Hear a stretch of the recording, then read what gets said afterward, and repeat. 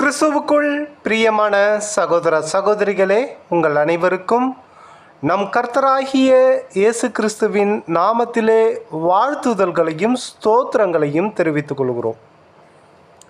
மனுஷனுக்கு புத்தி வேணும், அதுவும் நல்ல புத்தி வேணும். ஆனால் வேதம் இந்த புத்தியை பற்றி என்ன சொல்லுது அப்படின்னு பார்த்தோன்னா, ஒரு மனுஷனுக்கு தெளிந்த புத்தி வேணும் அப்படின்னு சொல்லுது.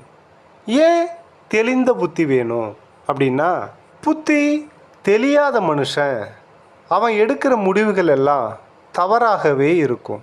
அதனால் புத்தி தெளிந்த மனிதனாக எல்லா மனுஷனும் இருக்கணும் அப்படிங்கிறத வேதமும் சொல்லுது.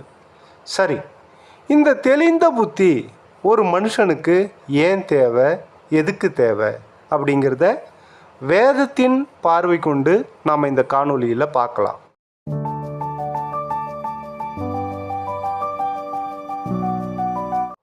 முதலாவது 1 பேதுரு நிருபம் 5வது அதிகாரம் 8வது வசனத்தில் சாத்தான் யாரை வஞ்சிக்கலாம் என்று வகை தேடி அலைகிற சிங்கம் போல, கர்ஜிக்கிற சிங்கம் போல அலைகிறான்.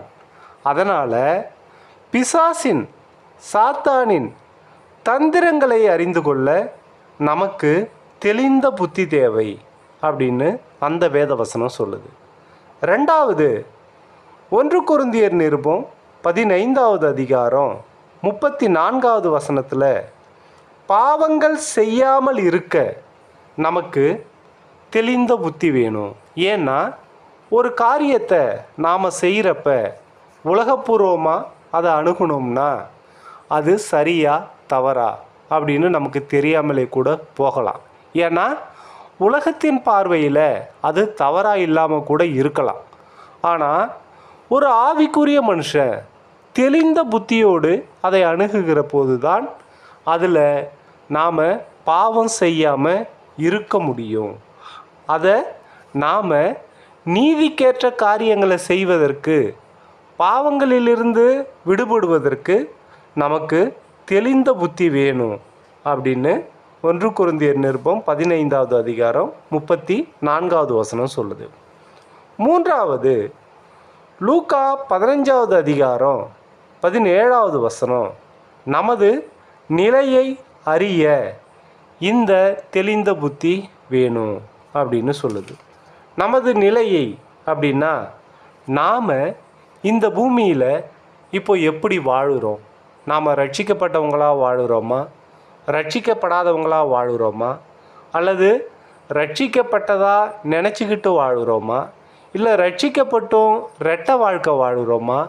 இப்படின்னு நம்ம நிலையை அறிந்து கொள்ள நமக்கு தெளிந்த புத்தி தேவை அப்படின்னு லூக்கா 15வது அதிகாரம் 17வது வசனம் சொல்லுது.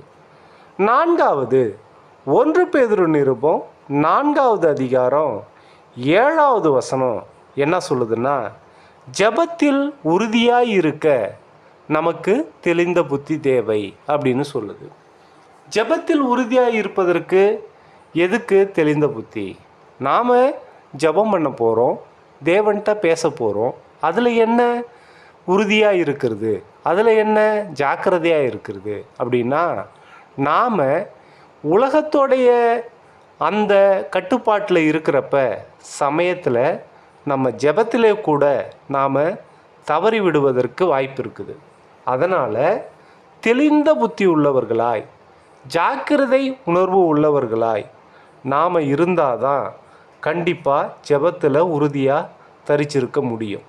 அப்போது ஒரு மனுஷனுக்கு எதுக்கெல்லாம் தெளிந்த புத்தி தேவைன்னு வேதம் சொல்லுதுன்னா, பிசாசின் தந்திரங்களை அறிய தெளிந்த புத்தி தேவை, பாவம் செய்யாமல் இருக்க தெளிந்த புத்தி தேவை, நமது நிலையை அறிய தெளிந்த புத்தி தேவை, ஜெபத்தில் ஜாக்கிரதையாய் உறுதியாய் இருக்க தெளிந்த புத்தி தேவை.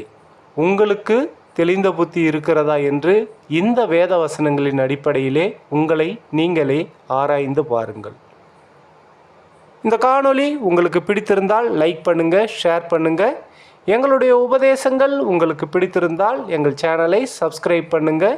எங்களிடத்தில் ஏதாவது மாற்று கருத்துக்கள் இருந்தால் கமெண்ட் பகுதியில் வந்து சொல்லுங்கள்.